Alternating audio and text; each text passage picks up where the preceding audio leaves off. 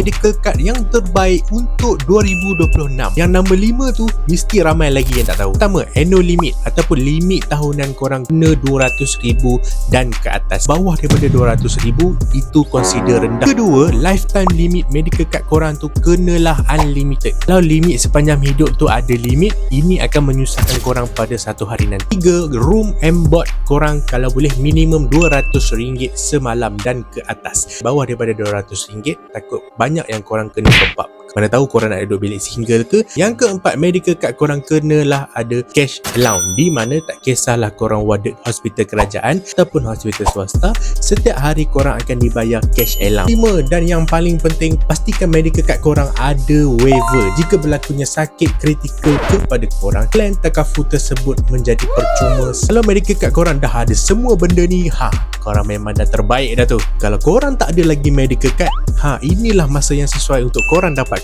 Jom saya bantu sediakan medical card untuk korang mengikut bajet yang sesuai dengan korang. Tunggu apa lagi? Tekan link di bio.